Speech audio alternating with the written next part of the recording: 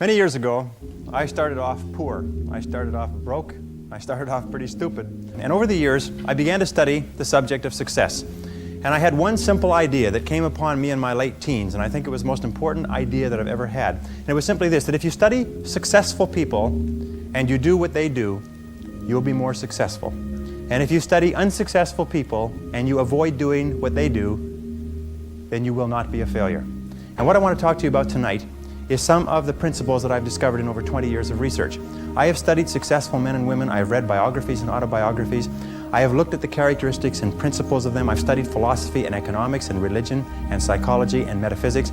And I've come to 10 key qualities. Now there may be more and there may be less, but I find that each of these 10 qualities that successful men and women have, that if you have these 10 qualities, there's nothing in the world that can stop you from being an outstanding success. So let's talk about these principles. The first principle is clarity. So it means clarity of thinking. It means thinking clearly, and it extends from thinking clearly to a series of other things. With regard to clarity, it means the ability to determine exactly what it is that you want to be, have, or do in life.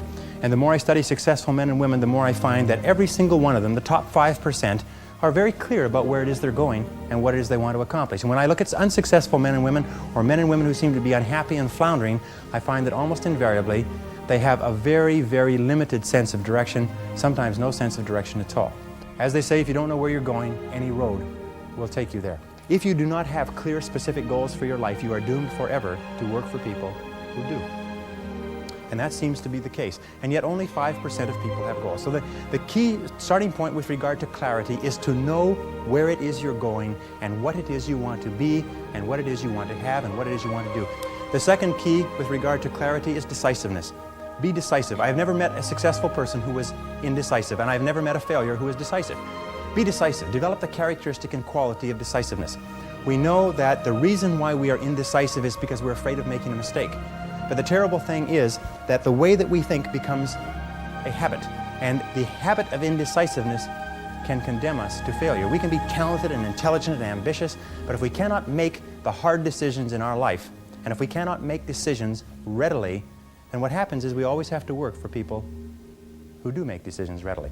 Now, the interesting thing about decisions is that about 80% of decisions should be made the first time they come up. And if you make decisions every single time they come up, sooner or later you will develop the habit of decisiveness. You'll be very clear about what it is you want, and it's easy to make decisions if you know what it is you want to accomplish. And the difference between successes and failures is not that successful people make right decisions, it is that successful people make their decisions right. The third point under clarity is to have a vision for yourself and a vision for your life. The key to having a vision is to have a dream. They say in the song, you've got to have a dream if you want to make a dream come true. And you can fulfill your dreams. All the great movers and shakers throughout all of history have been dreamers. They've been people with dreams. They've been people with visions. All leaders have vision. In the book of Solomon it says, where there is no vision, the people perish. And the metaphysical meaning of that is that where people lack vision, they perish inside because they lose the excitement and the thrill of life. If the best way to predict the future is to create it, which means to have a vision, and even though the vision is in the air or the sky, then build a foundation under your dreams. And when you see men and women who rise from poverty and obscurity to fame and renown, you invariably see someone who had a vision of what they could be and have and do that was far beyond what they were. Every one of us has had an experience. At one time when we were small, we had a vision of being grown up and having our own cars. And as we grew older, we had a vision of having our own homes and our own families. The problem is that our goals are set so low that even when we do achieve them, they don't turn us on. They don't fill us with enthusiasm. So dream big dreams. The second letter of the 10 is competence. And this is a discovery that I made a couple of years ago, and it just staggered me because I've been studying success for years. And then there's the book In Search of Excellence, and then there's The Pursuit of Excellence, and then there's Refinding Excellence and Losing Excellence, and all the excellence books. And I sat down and looked at this whole concept of excellence, and I saw something that I hadn't noticed. It's almost like something brought to the surface of your mind. I noticed that every single man or woman that I had studied who had achieved any kind of success in any field whatsoever had done it after they had made a commitment to becoming excellent in that field. And I began to look, and I began to compare, and I began to talk to people, and I speak to thousands of people virtually every month. I found that I never found a single person who was successful who was not excellent at what they did. That competence The commitment to becoming excellent in your chosen field is an indispensable prerequisite for success, that if you are not good at what you do, you haven't got a chance in our competitive society unless you win the lottery. And only the top 5 or 10% are excellent. You must commit yourself to excellence. You must commit yourself to becoming the best. And the wonderful thing is that excellence is a journey. It's not a destination. You never get there. Complacency and satisfaction are the key enemies of excellence. But once you commit yourself to becoming excellent, the whole world opens up for you. A very important point of excellence is this means simply this: do your best every time out and always strive to do it better. Excellence yields opportunities, because when you become good, you open up. It's almost like the Red Sea of opportunity opens up in front of you. When you become excellent, you come to the attention of people, and people try to get you, and they give you more responsibilities and more opportunities. You see, when we do something well, it gives us a feeling of self-esteem and pride. We feel like a winner. But if we do things in an average way, it doesn't give us anything. That's why the companies that have committed to excellence are not hundreds of % better in any given area. What they are is they are 1 or 2% better in 100 different areas. That's the key. You see, you don't have to be a quantum leap different from somebody else. You just have to be a little tiny bit different in the critical areas that make a difference. And you can achieve that simply by making it a goal, setting it as a goal, and working on it. You can become anything that you want to become. The harder you work, the better you get. The average self-made millionaire in America works 12 to 13 hours a day. Works about 60 to 65 hours a week. I'll tell you this with regard to hard work, that in our society you only work 8 hours a day for survival. Everything over 8 hours is for success. And if you're only working 8 hours a day, you're in trouble. If you're only working 8 hours a day, you better have a rich uncle, or you better have somebody else who's going to take care of you, because 8 hours a day only gets you survival in our society. Because it's so competitive that somebody else is working 9, they've got an edge on you. Somebody else is working 10, they've got a bigger edge on you. Every hour over 8 that you invest is an investment in your future, is an investment in your success. And if you put in the hours over 8, whether it's studying or reading or working, if you put in the hours, it will pay off, and it will pay off in spades. It's like throwing seed in the ground. When you throw a seed in the ground, the plant that comes up is not just one seed, it's hundreds of seeds. There's a crop that you put in, but you must put the seed in the ground first. The next letter, C, stands for concentration. Concentration. I think that the ability to focus and concentration are the 2 keys to success in life. You see, in life, there's never enough time to do everything, but there's always enough time to do the important things. Instead of doing what is fun and easy, which is what most people do, you know what they do? They make a list of everything they have to do, and then they start at the bottom of the list and they work on the irrelevant things. At the end of the day, they haven't got anything done. Successful people, peak performers, concentrate on the top items. And remember, anything other than working on the top items on your list is a waste of your time. And time management is not just time management is life management. You can do anything you want with your life if you'll manage your time properly. We all have the same 24 hours a day, and the ability to concentrate, to discipline yourself, to use willpower and perseverance, to concentrate on one thing at a time is a quality of all success. Nothing great has ever been accomplished without the ability to concentrate single-mindedly on one thing at a time. Develop a sense of urgency. A sense of urgency is a quality that is possessed by only 2% of the population. 2% of the population do things fast. 2% of the population have a bias for action. In Tom Peters' wonderful book, In Search of Excellence, he says that all the excellent companies have a bias for action. And all of the companies that do not classify or do not come into the excellence category do things when they get around to it. You call them up and you have a problem or a complaint. You hear from them 3 or 4 weeks later. But the excellent companies, you call up with a problem or a complaint, and bang, there's somebody back to you in 2 minutes. So develop a sense of urgency. Get the reputation as the person who does things fast. Develop a reputation for speed and dependability, and your future will just open up in front of you. And if you'll develop that habit of working fast, that sense of urgency, act now, do it now, do it now, do it now. In selling especially. Somebody calls you up and has a question, get back to them now. Somebody has a problem, get back to them now. Somebody needs something, move on it quickly. If you have to forego coffee breaks or lunch or something else, move fast. If you develop that reputation for speed, it will be worth a fortune to you. The next C is common sense. You can train your mind to have common sense. You can train your mind to think things through before acting. In my experience, action without thinking is the cause of every failure. Action without thinking is the cause of every failure. And common sense comes from taking the time to think things through before you act. Listen to your intuition. Your intuition is one of the best guides that you possibly have. Learn from your setbacks. This is one of the characteristics of high-performing men and women, is that every single time they have a problem or a difficulty, they sit back and they dissect it and they learn everything possible from it. They try to develop general principles. From each setback, they say, what is the valuable lesson I can learn? So you take a look at everything that has happened to you, take a look at the very most difficult experience that you're in right now, and ask yourself, what is the most valuable lesson I can learn from this experience? And believe me, if you look for the lesson, in the Bible it says, seek and ye shall find. It doesn't say seek and occasionally you might find something. It says seek and ye shall find. If you look for the valuable lesson or the seed of an equal or greater advantage or benefit in every difficulty, you will find it. Number 5, C, is creativity. Tap your creative potential. Accept the fact that every single human being is a genius, and all successful men and women are creative. They're creative in that they respond to their world differently. They ask questions, they're flexible, they're curious. You know what, the hallmark of creativity is curiosity. And I find that the smartest people of all, the ones that have the greatest education and the most experience, are the ones who ask the most questions. They ask questions almost as if they were children. But they never stop asking questions. They're very open and flexible, and they have the ability, once they learn a new piece of information, to drop what they're doing if the new information contradicts it and do something else. Do you know what most people do? Most people keep on doing what they're doing until they run into a wall. As they say, the more you do of what you're doing, the more you'll get of what you've got. Remember, 80% of everything that we are doing today in our general business will be different 5 years from now. 80% of the products that we use, the food that we eat, the cars we drive, the music we listen to, the movies we go to, even the streets we drive on, 80% of everything will be new in 5 years. That's how rapidly things are changing. According to the research, all you need is an idea that's 10% new to start a fortune.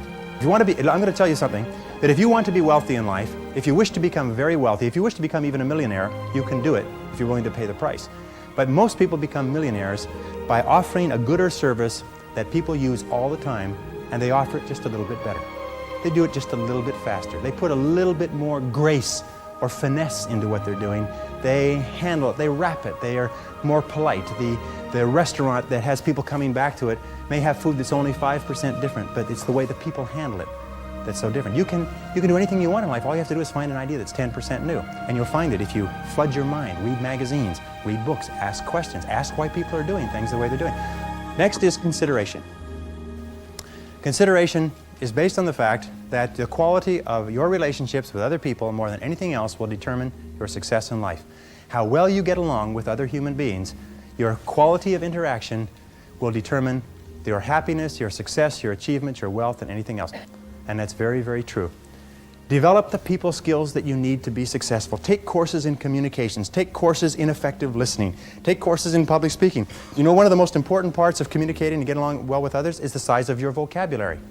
You've probably heard that before. The size of your vocabulary, your ability to express yourself orally, your ability to stand on your feet, your ability to write effectively and get your point across to others will have a tremendous impact on your life, because you cannot imagine a successful person who cannot communicate effectively with other people. Consistency means that dependable, steady, predictable work is always vastly superior to spurts or flashes of brilliance and genius. There's a law of accumulation in the universe, if I can pass this on. A law of accumulation that says that even though you do 100 things or 1,000 things that you don't see, eventually they accumulate and they gather a force of their own. That every single great accomplishment in life is the result of thousands of minor accomplishments that nobody ever sees. But every single great success was at one time a failure. And they failed and failed and failed and failed over and over again. And all great successes are a story of failure, failure, failure, failure, failure. Outstanding success. Boy, ain't he lucky. Isn't that right? Boy, he was lucky. He sure had the right connections. The next C is commitment. I found that the ability or the willingness to make a complete commitment to a job, a commitment to a relationship, a commitment to a profession, to make a commitment is one of the hardest things that human beings do. And yet no success is possible without commitment. Who is it that Emerson said that every great achievement is the triumph of enthusiasm? That the ability to commit yourself enthusiastically, wholeheartedly, 100% to what you want to do is the starting point of all achievement? That if you cannot commit yourself wholeheartedly, it probably means that it's not right for you? And that all of us in life seek for something that we can commit ourselves to. Alan Cox, in his book, The Achievers, which came out last year, found that the executives in the corporations that he studied who achieved the very most in the shortest period of time had found the proper niche for themselves and had lost themselves in their work.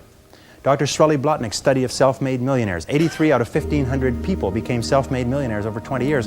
He found that the one quality that they all had in common was that they picked work that they loved, they specialized in that work, they became very good in it, and they eventually became paid very well for it, and then they held on to the money. Courage is the outstanding quality of all leaders. Courage means that you have the ability, you have the willingness to confront your fears. Because what I found over the years is that brave people, courageous people are not people who are not afraid. They're simply people who master their fears. They're simply people who face their fears, confront their fears. And Mark Twain said it many years ago. He said, with regard to fear, he said, do the thing you fear, and the death of fear is certain. Now, fear and courage tend to be habits. That if you are afraid and you give in to the fear and you back away, it becomes a habit to back away whenever you're afraid or unsure. If you're afraid and you force yourself to confront the fear, it becomes a habit to confront the fear whenever you find something that you're afraid of. And you'll find that most fears disappear when you confront them. Dare to go forward in your life. Dare to go forward in the direction of fulfilling your potential.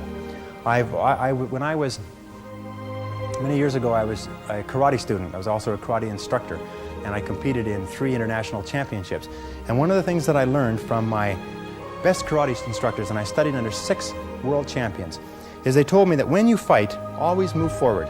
Even if you're only moving forward half an inch at a time, just always move forward. He said when you're moving forward, 100% of your attention is forward. But if you're moving backward, even a half an inch at a time, half of your attention is always behind you and where you're going. So always move forward. Always dare to go forward. Whenever you have a choice of either staying still and playing it safe or moving forward, move forward. Not because you'll necessarily succeed every time, because it reinforces and cements the habit of moving forward. And most people, when they have a choice of moving forward or playing it safe, play it safe.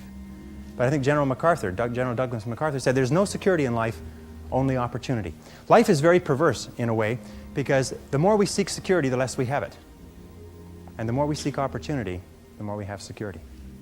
In my experience, the fear of failure is the greatest single reason for failure in adult life. The fear of failure, the fear of making a mistake, of losing our money, our time, our effort, is what paralyzes us and holds us back. But the fear of failure is a habit which can be counteracted by the habit of courage. You know, the best quality in the world that you can develop, and I give it to you because I made it my life's habit to develop this quality. I hope I've got it, but I don't know for sure. But the quality is to develop the quality of being unstoppable. Develop the quality of being unstoppable. Say in yourself that no matter what life throws at me, it'll never stop me. No matter how rough it gets, I will never quit. And nothing will ever stop me. Make the decision that you can be tired, you can be worn out, but nothing is ever going to stop you. That's a wonderful decision. Because then no matter what life throws at you, you pick yourself up. And you say, okay, give it your best shot, as Fonzie says. Nothing is going to stop you. It's a wonderful feeling. It's a wonderful feeling. It's the basis of self-esteem. Well, the last C is confidence. And confidence comes as a result. You see, confidence comes as a result. You don't get confidence out of a bottle. You don't get confidence from a pill. You can't learn confidence in a motivational seminar. You only get confidence by doing certain things over and over again that build a solid foundation within your own mind that you can do whatever you need to do, that you have what it takes to be successful. Self-doubt is the great paralyzer of all activity. We all have self-doubt. And the way we overcome that self-doubt is by doing the things that we would normally back away from. As I say, continue to move forward.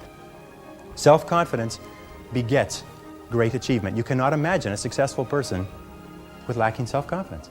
That the wonderful thing is this, and I learned this from a very great man who died recently, is that if you persist until you succeed at achieving a goal that is important to you, and you complete it like a degree in school, or you wrap up a sale, or you make a career successful, you plug into your subconscious mind a success pattern. And then the subconscious mind, running on the basis of inertia, attempts to adjust your words, actions, and feelings to duplicate that success pattern. And that's why they say nothing succeeds like success. That once you've been successful, you have a pattern set down which will enable you to apply that pattern to another part of your work to be successful in that. And the more you succeed, the more this pattern of success is reinforced. And you'll finally reach the point where it's impossible for you to fail if you succeed enough times. Because you will have within you a self-adjusting mechanism that will guarantee your success.